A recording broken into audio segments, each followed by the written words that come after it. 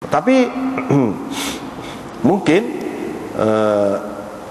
bergantung kepada pihak pengurus lah, penjaga masjid. Ini tidak bukan mana sesuatu yang mesti boleh buat lagu tu. Kalau penjaga masjid tu kata tak boleh buat sepuas ni sebab mungkin ada berlaku benda yang tak molek, kena ikutlah peraturan tu.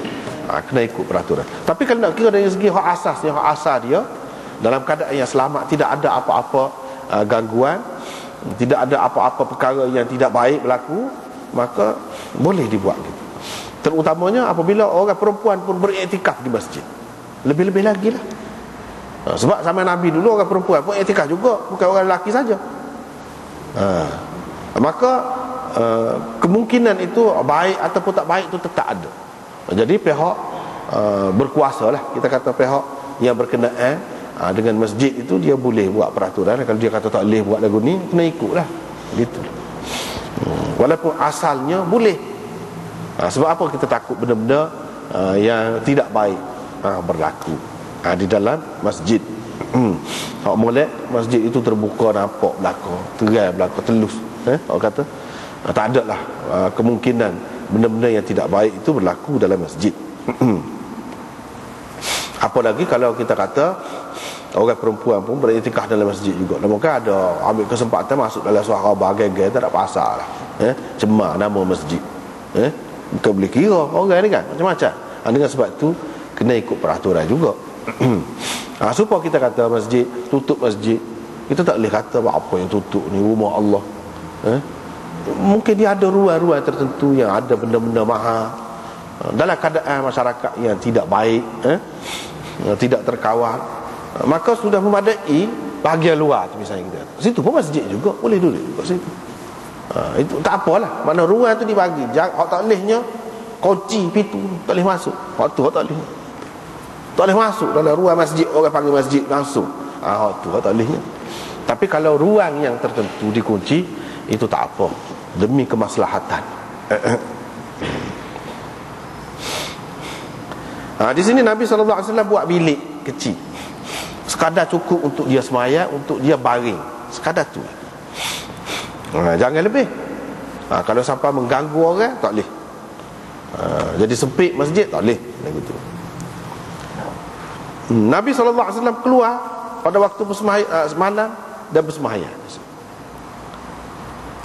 Dalam hadis ini sebenarnya ada takdim dan takhir. Dalam riwayat Bukhari dan Muslim lebih terai lagi. Nabi SAW duduk dalam tu. Bila malam, sampai masa dia nak semayang berjemaah, dia akan keluar daripada situ.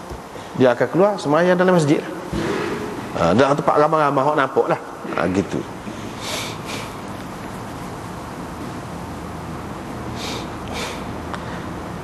Ataupun maksudnya di sini, kalau kita tak saya takwil, tak saya kata ada takdim takhir dalam hadis ini, kita kata Nabi SAW keluar daripada rumah dia pada waktu mana dia masuk dalam tu untuk buat ibadat. Jadi hak Nabi SAW semayang ni, orang semayang ikut dia ni lagu mana? Dia dalam keadaan duduk dalam tu.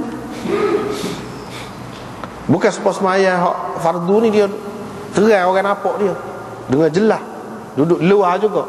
Ni tak, dia duduk dalam tu. Tapi sahabat-sahabat ni suka sangat buat ibadat dengan Nabi SAW. Bila saja ada peluang nak tengok Nabi SAW buat gitu, dan mereka pun tahu semayang ni hak malam ni banyak boleh berjemaah, dia pergi ikut. Walaupun tidak jelas lagi Nabi tidak ayat ni hak kita nak semayang ni, semayang tarawih ni, dia tak ayat gitu. Sebab semayang malam tu termasuk dalam semayang malam tu, witir ke apa, tahajud ke apa, termasuk dalam hal tu. Sahabat-sahabat sudah tahu, dah tak apa, dia pergi ikut Nabi SAW. Ikut tu kiranya dia nampak lah. Daripada sinilah ulama-ulama membuat kesimpulan, kalau tu iman tu tidak nampak terai benar sepenuhnya, tapi nampaklah sikit-sikit, boleh dah. Nampaklah, kita kata macam tikar ni kan, dia ada lubang-lubang sikit, ada bayar, kalau kita kata tahulah ini rokok, ini sujud, tahu. Dia kena nampak gitu, tak boleh tak nampak. Kalau nampak gitu tak apa, walaupun dia duduk di tempat yang agak lindung, tak apa. Kalau tak nampak langsung tak apa, kalau kita duduk jauh, tapi orang hok nampak dia tu maknanya bersambung lah, macam kita kata ni masjid ni imam sembahyang sini, kita sembahyang luar ni tak apa, moga bersambung. Tu tak apa, tak nampak pun. Ni kalau dekat kena nampak. Kena nampak. Sembahyang ikut dia. Begitulah beberapa malam, sehingga tiba satu malam Nabi SAW tak tubik, tak keluar. Pok-pok ni apa lagi duduk dah. Gitu. Gitu. Tujuan apa ni? Minat sangat, suka sangat bersembahyang dengan Nabi SAW. Itu kalau kita tengok gambaran sahabat-sahabat dulu lagu mana, suka ibadat. Ni bukan kerah ni, tak panggil, pergi sendiri.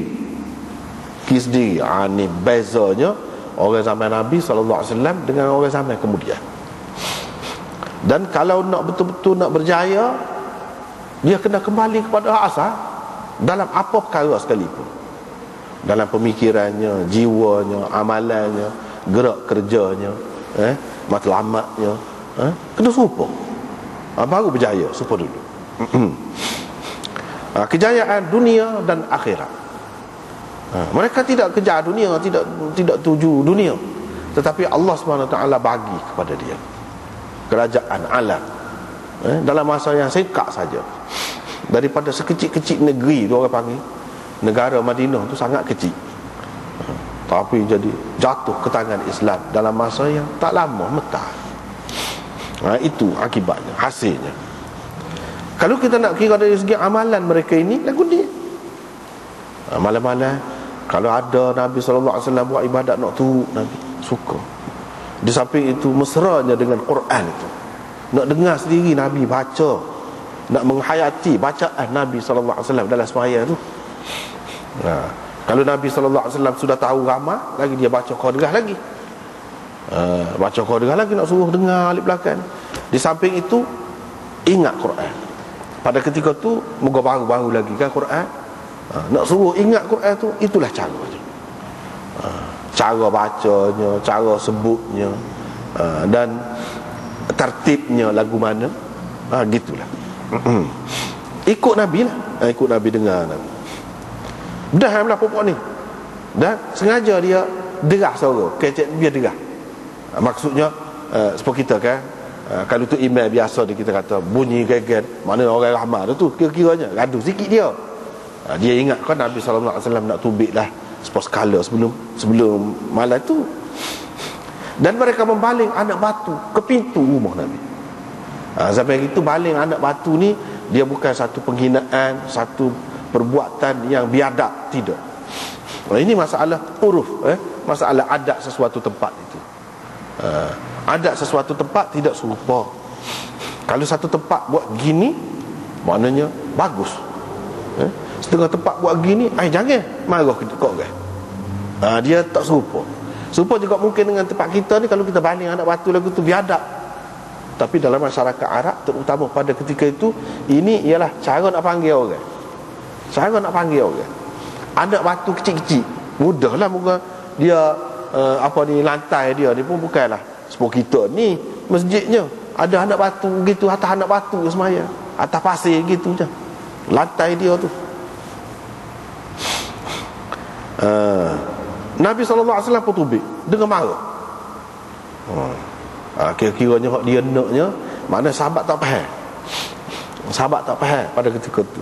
Lepas pada tu kan, hak mana hak faham dah tu tidak buat gitu. Ada lagi hak tidak faham. Begitulah seterusnya. Bila dia sudah faham, dia tak buat dah lah begitu.